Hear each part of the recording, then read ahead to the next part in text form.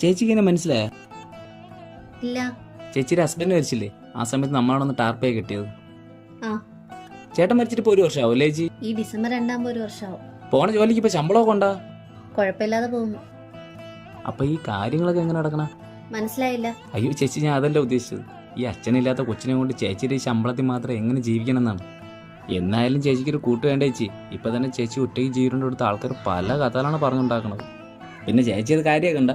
ചേച്ചി എന്ത് ആവശ്യം ഉണ്ടെങ്കിലും എന്നെ വിളിച്ചാൽ മതി. അതിന് പൈസയ്ക്കായാലും അല്ലെങ്കിലും. നീ ഇതുവരെ പറഞ്ഞാണ് ഞാൻ മറുപടി പറയാത്തത് നിനക്ക് വിഷ്ണു എന്നെ അറിയാവുന്നതുകൊണ്ട് മാത്രമാണ്. പിന്നെ നീ ചോദിച്ചില്ല ഒരു കൂട്ട് വേണമെന്ന്. എനിക്ക് കൂട്ടായിട്ട് എന്റെ മോളുണ്ട്, അവക്ക് കൂട്ട് ഞാനും ഉണ്ട്. ഞാൻ അതല്ല ഉദ്ദേശിച്ചത്. ചേച്ചി ഇപ്പൊ ചെറുപ്പമല്ലേ, അപ്പൊ നിങ്ങൾക്ക് രണ്ടായിട്ട് കൂട്ടായിട്ട് ആരെങ്കിലും വേണ്ടേ? പൊതുവെ ഭർത്താക്കന്മാർ മരിച്ച ഭാര്യമാര് കേൾക്കുന്ന കാര്യമാണ്. എന്റെ ജീവിതത്തിലോട്ട് ഒരാൾ വന്നാലും അയാൾ എനിക്കൊരു നല്ല ഭർത്താവായിരിക്കാം, പക്ഷെ എന്റെ മോക്ക് അവൾ അച്ഛന് പകരാവില്ല.